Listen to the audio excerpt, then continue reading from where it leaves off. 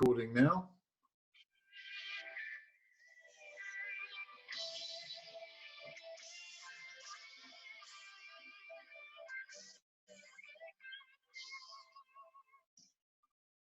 Welcome to Thrive in Sales, the sales training and thriving podcast. This episode is brought to you by Monkey Pants Productions. Monkey Pants specialise in podcast production and workshops, event hosting, public speaking workshops, media training, and most important, a cup of tea. You can get hold of them at pete@monkeypantsproductions.com. Hi, I'm Niraj. I'm an interactive sales trainer and one-to-one coach.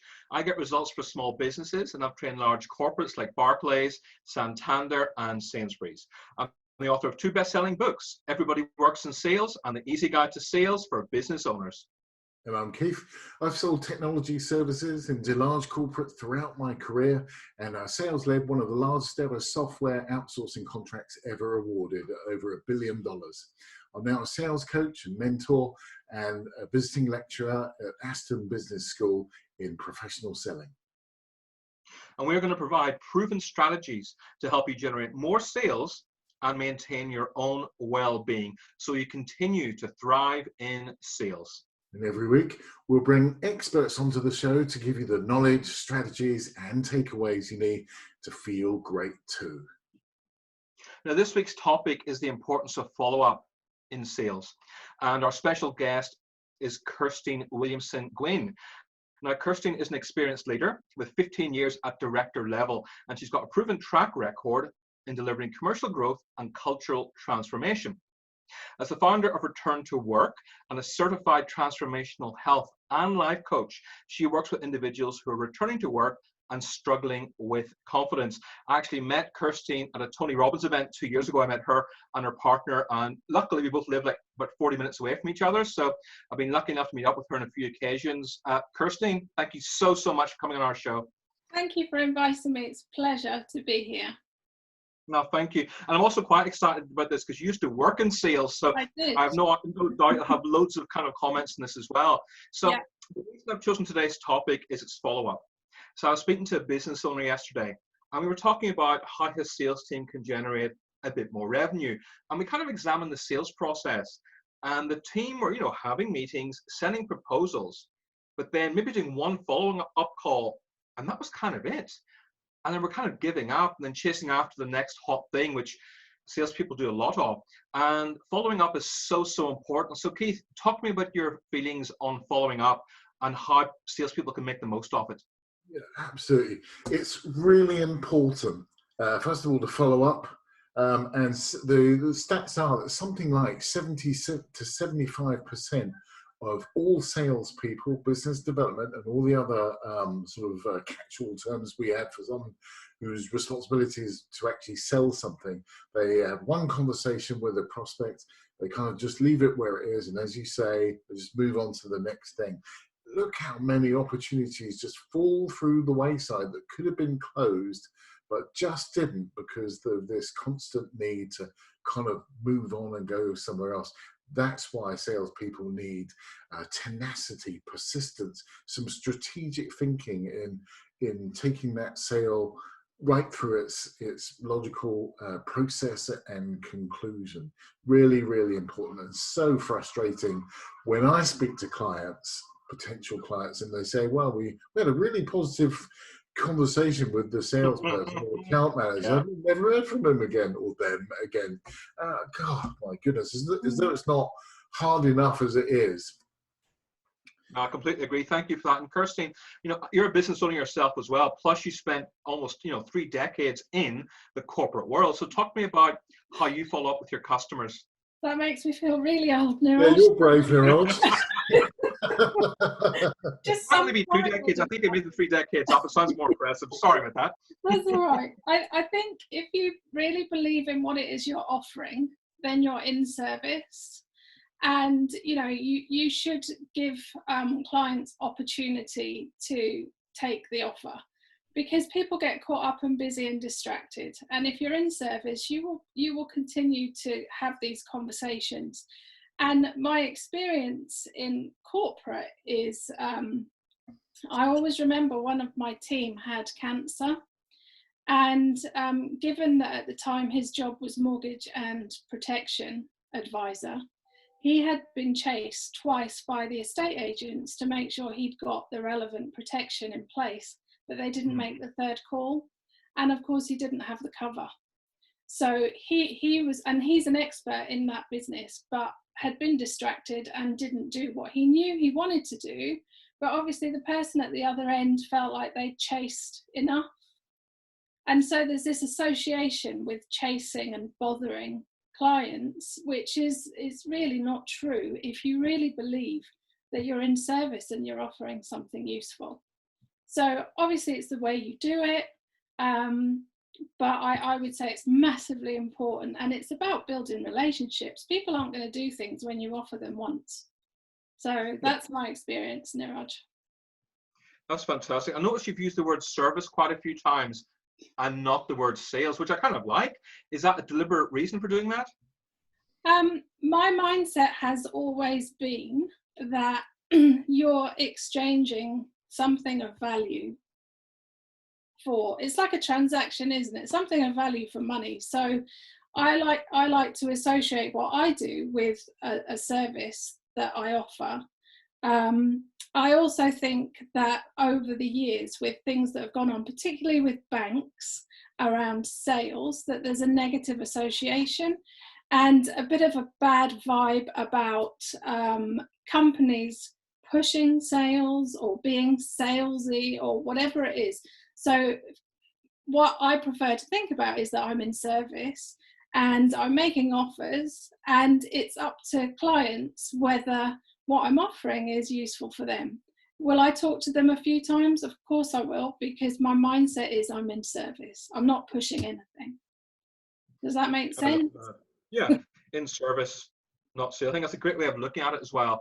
I know so many people I speak to are just terrified of sales at the moment. And I always say to them, don't think of it as sales. Just think of it as you're helping somebody. Yeah. But I like how you put it, you framed it as being in service, which is an equally good way of putting it. It's whatever feels right, isn't it? For me, that feels right. That's fair. Sorry, what were you saying there, Keith? Yeah, thank you. You mentioned a really important point, two important points actually.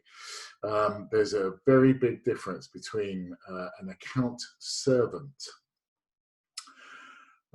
which is not necessarily the best use of a salesperson's time.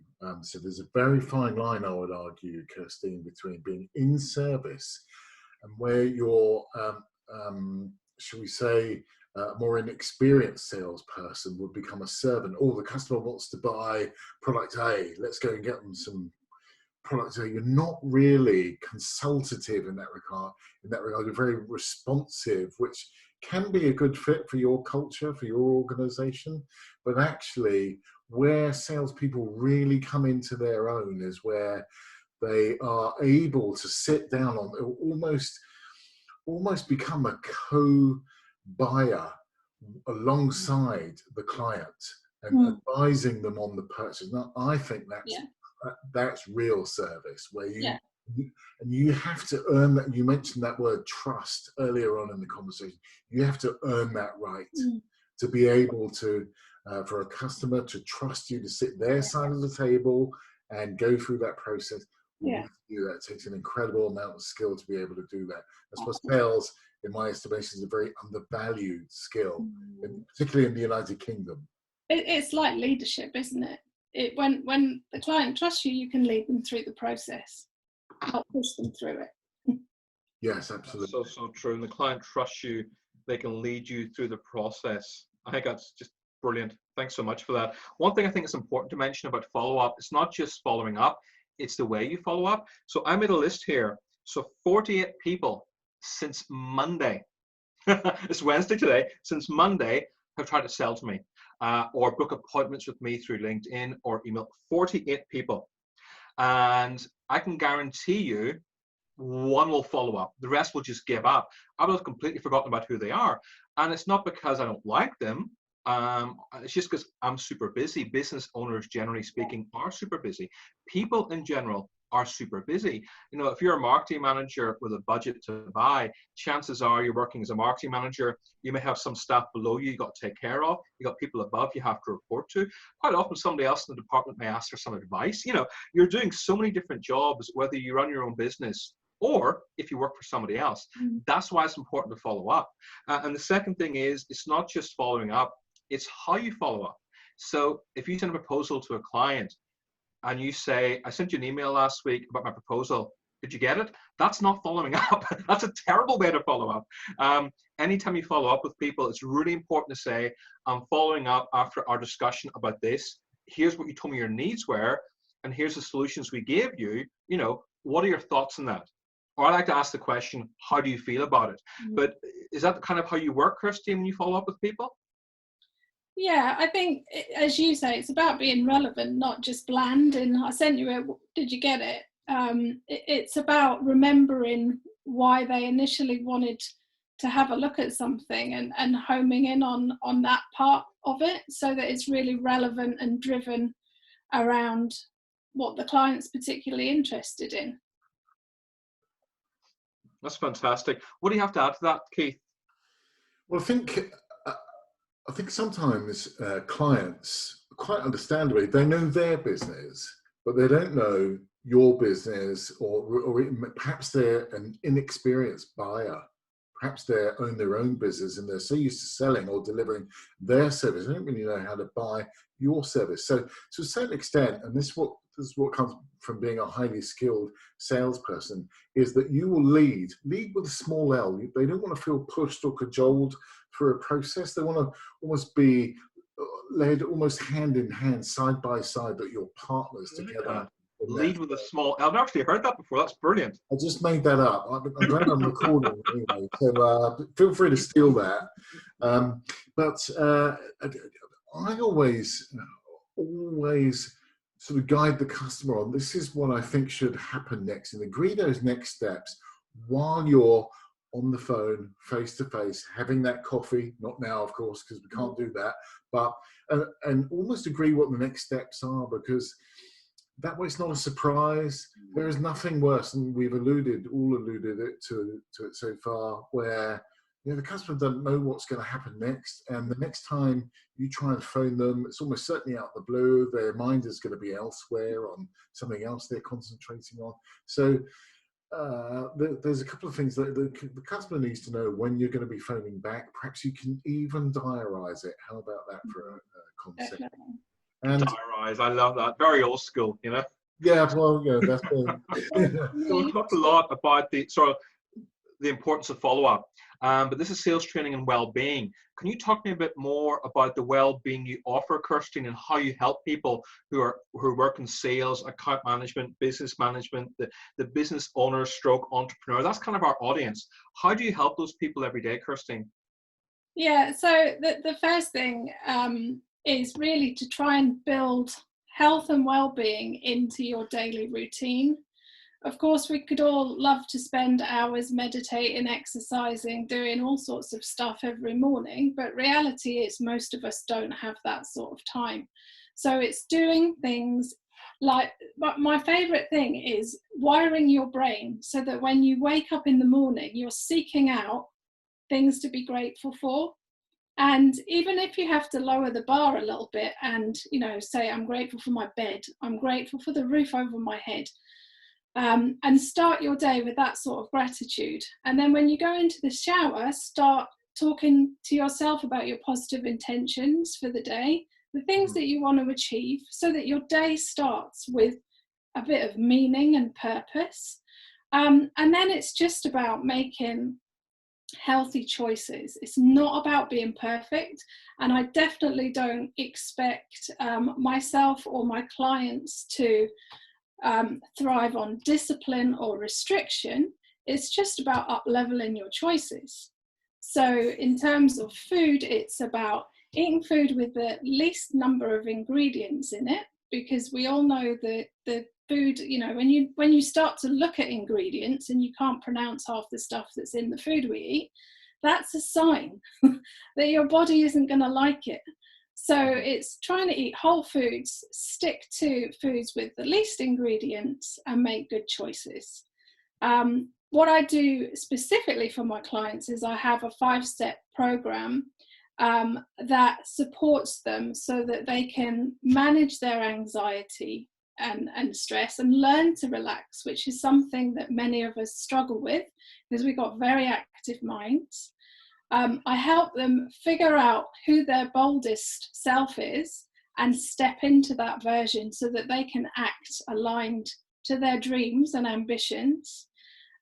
We deal with disempowering and limiting beliefs. Most of us go through life with baggage and things that we've taken from experiences that we've had. We've created all these new meanings for them and they hold us back. So I spend a lot of time with clients releasing them from those and creating new self-empowering ones. That's brilliant. How do you release them? Because I'm thinking at the moment, okay, we're going through a terrible time for the last 8 weeks with COVID-19. It could last a bit longer. We got a lot of people who financially are really struggling at the moment because they've lost all their business, especially their business owners. It's even worse. People who work in the hospitality industry. Furlough is wonderful. 80% is not enough, but it's still good. If you're self-employed, you get pretty much next to nothing. I was offered £575 a month by the government, which is shocking, to do nothing. I said no to it because I'd rather work day and night. But there's a lot of stress in people's minds at the moment. A lot of relationships are starting to get affected. People are, they read the news, there's more domestic problems happening. So how do you release people from these problems and help them then through this program you have? Yeah, so there's two things. So in terms of understanding what the limiting belief is, I take them back on their lifeline and understand when they first had this feeling and what the experience was. And then when you actually see it, you can change the meaning quite easily. So changing the meaning is all part of letting go of what was. That sounds very simple and it takes about an hour and a half. And, you know, I see a huge difference in clients when we've done that.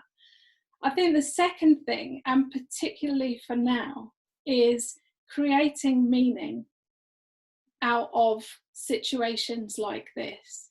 So what I mean is, when we look back in 20 years and, you know, our grandchildren or people younger than us who look up to us say, what did that period mean for you? Mm-hmm.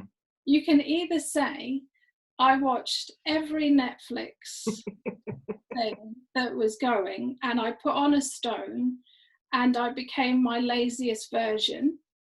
That's extreme, I know.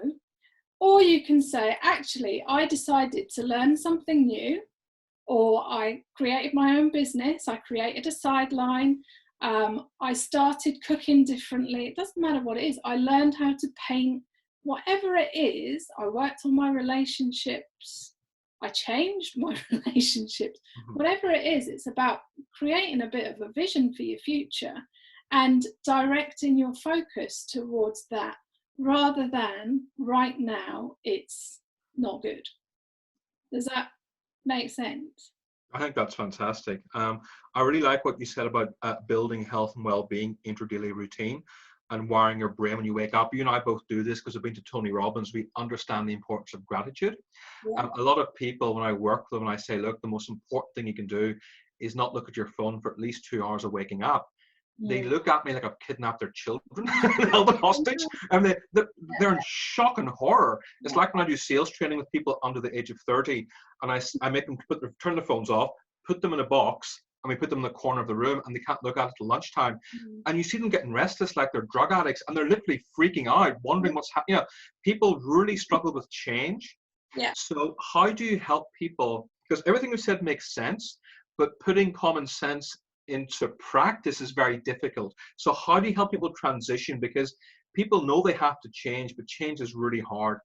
Yeah, so they say that the more change you have to make, the smaller the steps you need to take. And so one of my paradigms that I use in my practice, which I absolutely love, is small hinges swing big doors. So if you look at the most massive doors, you've got a tiny, I mean, you might have a few little hinges, but they're small hinges. And so right from the get-go, the first thing we do is try and build in some self-care non-negotiables that are easy to do. And so it could be as simple as waking up and finding 10 things to be happy about. I had one client who had been trying to eat an apple every other day for about 2 years and couldn't do it.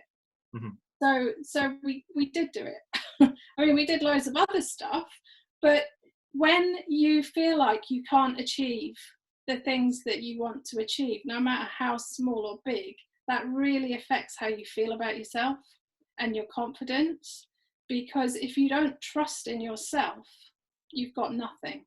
So that's why we will always start with really small things.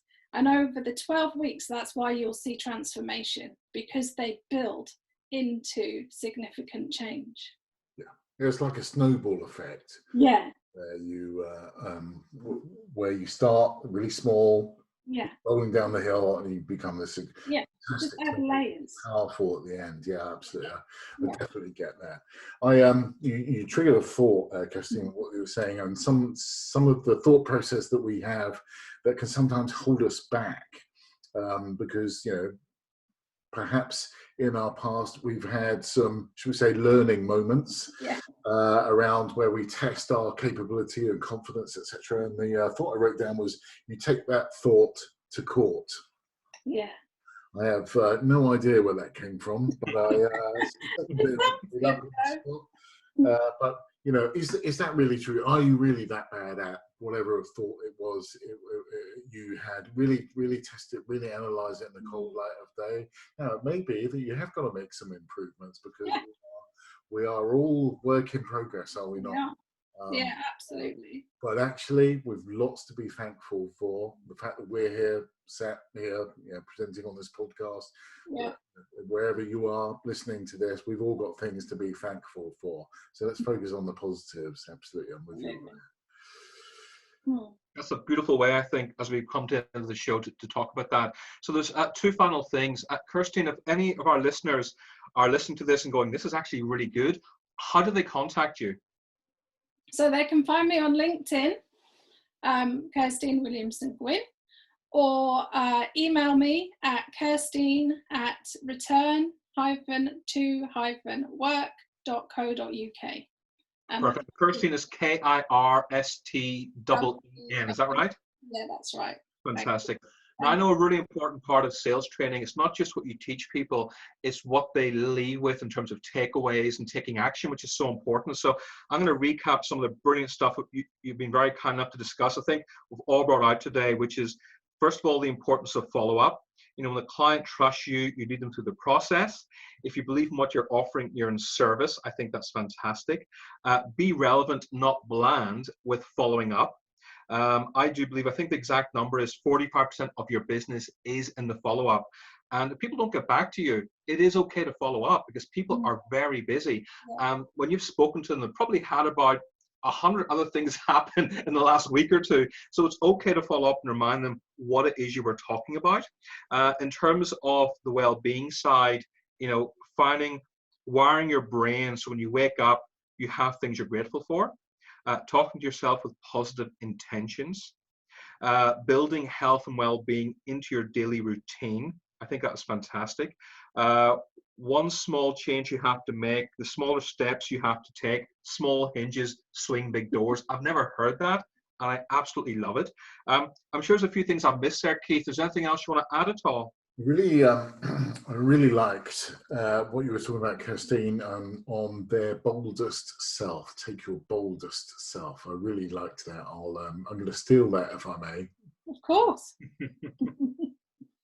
Just so you know, every guest we've had on the show so far, he said the exact same thing to them as well. And he's just a polite, nice English man. They're like, sure, of course you can. It's no problem at all. We don't mind. Yeah. Well, Kirsteen, thank you so much for being on the show. Both Keith and I are so grateful. Please email us hello@thrivingsales.com for any questions you have, or any topics you'd like us to discuss at all. And Keith and I are both massive fans of the TV show Frasier. So until next Wednesday lunchtime, we are wishing you good sales mental health. Thank you so much for joining us at Thrive in Sales. Thank you so much, Kirsteen. You're welcome.